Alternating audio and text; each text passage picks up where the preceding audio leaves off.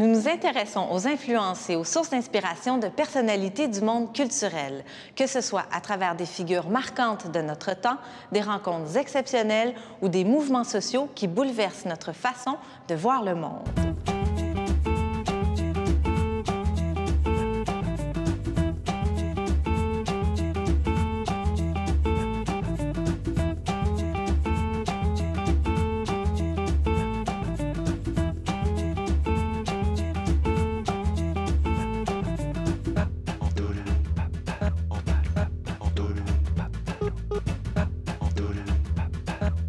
Evelyne de la Chenelière, bonjour. Bonjour. Bienvenue à l'émission. Ça me fait plaisir, merci. Alors, auteure et comédienne, vous êtes l'une des voix les plus singulières de la dramaturgie québécoise. Vos textes proposent de fines réflexions sur la condition humaine et la fragilité du monde. Plusieurs de vos pièces sont traduites et jouées au Québec et à l'étranger. En 2006, votre texte « Désordre public » remporte le prix du gouverneur général. En 2011, votre pièce « Bachir Lazare » fait l'objet d'une adaptation au cinéma par le cinéaste Philippe Falardeau sous le titre de « Monsieur Lazare ». Et encensé par le public, la critique, le film a été mis en compétition officielle pour l'Oscar du meilleur film en langue étrangère. Le film a remporté un vif succès. Il a été récompensé de nombreux prix, tant au Québec qu'à l'étranger. Et depuis 2014, vous êtes artiste en résidence à l'Espace Go. Oui. Alors, je vous pose la question, Evelyne, qui nous intéresse aujourd'hui. De qui êtes-vous la contemporaine? Vaste question. C'est une vaste question. Mais c'est une belle question parce qu'à la fois, quand on crée depuis un certain nombre d'années, c'est comme si on devenait de plus en plus conscient de ceux qui nous ont précédés, ceux et celles qui nous ont précédés, puis qui nous ont comme ouvert une voie ou excité quelque chose en nous qu'on poursuit quelque part à notre manière.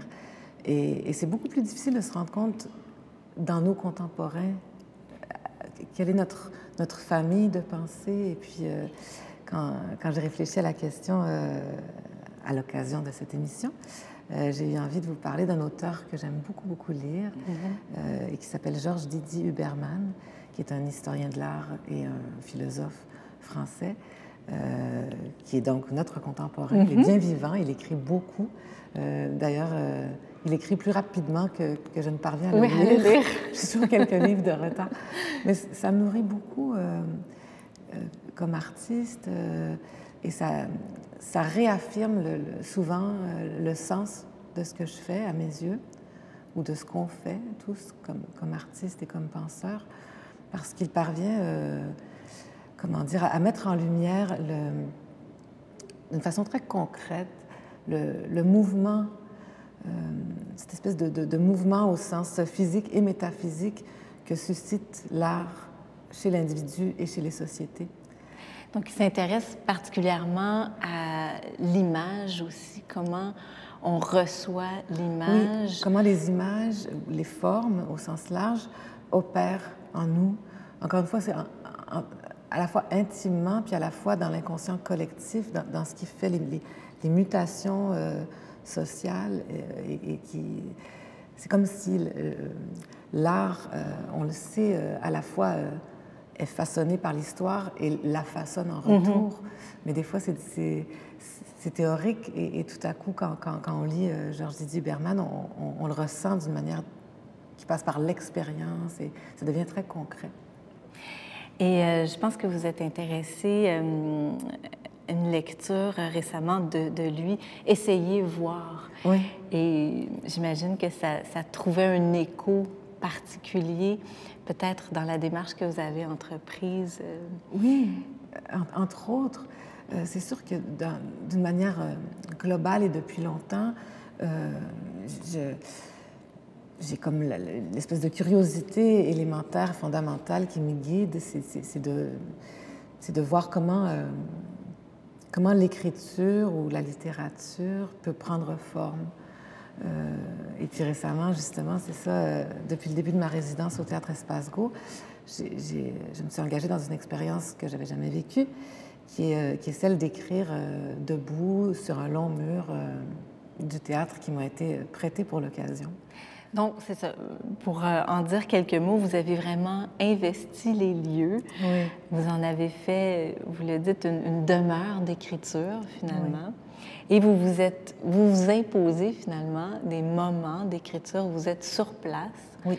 Et j'imagine que cette nouvelle relation à l'écriture vous amène aussi à penser différemment, vous conduit peut-être dans des chemins insoupçonnés.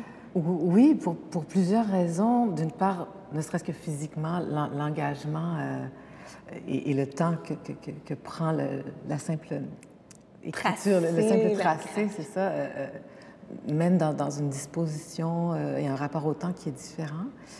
C'est aussi une façon pour moi de prendre un peu de recul ou du moins un pas de côté par rapport à une espèce de rythme de production où, un peu insidieusement, nous les artistes, on est très encouragés et valorisés dès lors qu'on propose des objets, comment dire,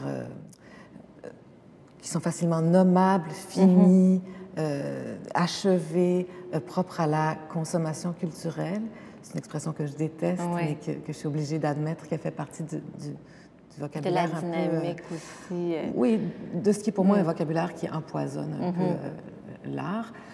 Donc ça vous permet de vous situer à l'écart de cette dynamique. Bien, à l'écart et de trouver du sens dans un prolongement de la fabrication qui n'est pas, justement, qui n'est pas propre à vendre un billet ou un livre ou à proposer un objet de consommation culturelle. C'est un mur que les gens peuvent fréquenter gratuitement, librement, qui n'a pas la prétention d'offrir un objet fini, mais au contraire de célébrer une étape de préparation, de découverte, d'errance, et de non-savoir. Parce que vous vous laissez, c'est ça. Voilà. Finalement, cette démarche-là vous porte. Vous aviez quand même, je pense, vous aviez réfléchi à des thèmes, vous avez choisi de revenir à 2 livres fondateurs pour vous, donc le précis de grammaire française et la Bible. Oui. Et vous avez cette phrase délicieuse qui dit « ces 2 livres qui renvoient à la faute ». Oui, c'est vrai. C'est 2 codes de conduite ou du bon usage. Donc, vous avez choisi un peu de déconstruire ces 2 livres fondateurs, finalement, qui ont façonné un peu votre façon de voir le monde. Hein? On est introduit au monde beaucoup par ça, c'est vrai, dans notre culture. Mais je crois vraiment que la langue maternelle, celle qu'on apprend en premier, puis dont on est amené à apprendre et à structurer notre langage par sa grammaire, oui, bien sûr, ça sert à désigner le monde quand on le découvre, mais ça scelle aussi le sens des choses. On apprend à regarder le monde par les mots. Puis, si on veut prétendre à une espèce de libre arbitre, ou en tout cas de tendre vers une liberté de pensée, il faut être conscient que le langage, oui, permet de communiquer des choses très subtiles, très raffinées, mais le langage est aussi très pauvre, paradoxalement, par rapport à la richesse et à la complexité et à l'ambivalence de nos pensées. Donc, c'est comme si j'avais mis en scène, quelque part, par cette sorte de scénographie d'une grande page, comme ça, sur un mur, le fantasme de déprogrammer le regard que je pose sur le monde.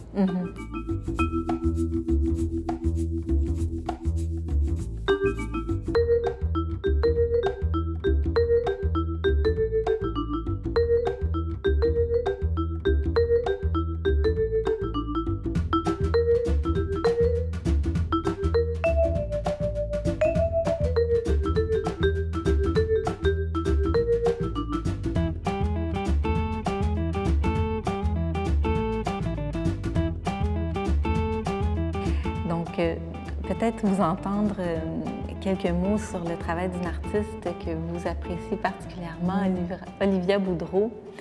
Donc, je lisais que vous avez eu vraiment un choc esthétique au contact de ses œuvres. De son travail, oui.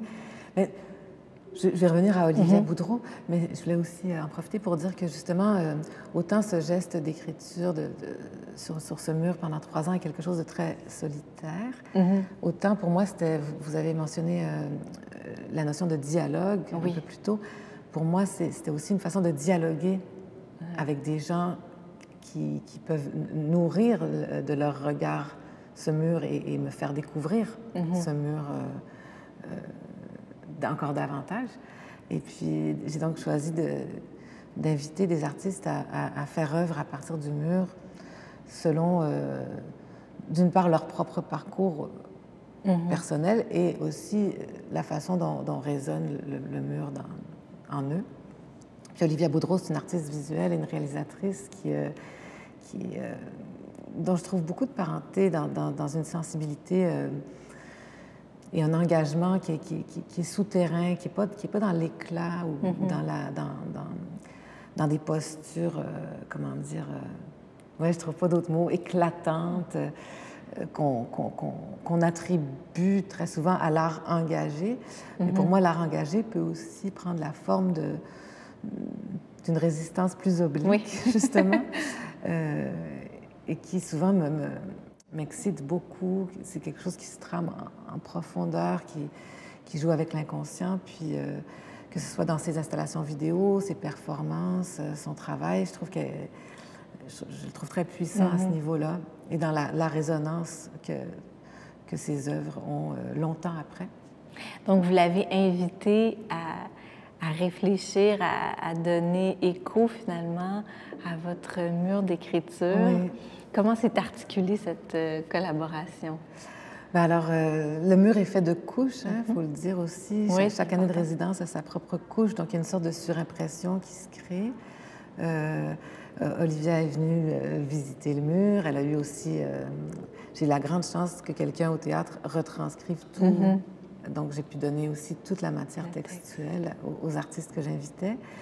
Et puis, elle a choisi un détail du mur qu'elle a fait grandir dans son œuvre à elle, qui est celle d'une chute à cheval, parce qu'il est question d'une chute à cheval et d'une sorte d'amnésie et de mutisme chez une femme. Et elle en a fait une installation vidéo et aussi un court-métrage qui va être projeté au printemps. C'est très émouvant, hein, évidemment, parce que... C'est très émouvant parce que... Elle a donné vie aussi à un personnage, mais avec... Je vous ai interrompu. Hein, non, c'est pas grave du tout. Ça m'inspire beaucoup, votre travail. Non, mais j'allais dire c'est émouvant parce que, bien sûr, on écrit ou on fait des choses pour être vu, pour être lu, mais quand tout à coup on écrit et que ça fait écrire d'autres, au sens large du terme, ça donne beaucoup de sens à sa propre recherche, à son propre travail. Oui. D'accord. Donc, il y a eu Olivia, vous avez travaillé avec des photographes également. Oui. Donc, il y aura une mémoire photographique de ce travail. Et une artiste qui a proposé une œuvre aussi qui était encore une fois inspirée d'une de vos phrases. Oui. Donc, ces collaborations, j'imagine, ça vous nourrit autant que les lectures. Est-ce que ça a eu une influence sur la suite de votre résidence, de percevoir ces nouvelles lectures? Parce que Sûrement. vous êtes, finalement, ça se poursuit, hein, vous y êtes encore. Oui, c'est vrai. Mais je dirais que sûrement, même si c'est au niveau inconscient, je ne saurais pas nommer de quelle manière, mais je suis persuadée que c'est une démarche qui me rend très, très poreuse, à la fois aux réactions que suscite le mur, à la fois aux œuvres qui se greffent un petit peu d'une manière satellitaire autour du mur. Donc, je suis certaine que ça oriente cette sorte d'errance-là que je me permets. Oui. Alors, vous y êtes encore pour peu de temps. Oui, jusqu'au printemps. Jusqu'au printemps, donc ça va se terminer. Vous restez évidemment très, très lié à la famille de l'Espace Go. Je l'espère. Oui. On aura sûrement l'occasion de voir d'autres projets sur place de vous. Et d'ici là, quelques mots peut-être sur des projets à venir. Ah, mais oui, ben oui, il y a beaucoup d'espace en ce moment qui est consacré au jeu, à mon métier d'interprète aussi, Oui. parce que je suis comédienne. Donc là, je joue au Théâtre Prospero dès demain. Dès demain. Et puis au printemps, je joue dans une reprise de La fureur de ce que je pense, qui est présentée au FTA. C'est cette création de Marie Brassard autour de l'œuvre de Nelly Arcan. Donc je suis très contente de reprendre cette aventure-là aussi. Et on peut aussi peut-être inviter les gens à découvrir Georges Didier Huberman, puisqu'il présentera, il agit souvent comme commissaire d'exposition. Oui. Et il présentera à l'automne, je pense, à la Galerie de l'UQAM, une exposition Soulèvement. Oui. Merci Evelyne de nous avoir fait découvrir ce philosophe contemporain et merci d'être l'artiste que vous êtes. C'est très gentil. Merci beaucoup.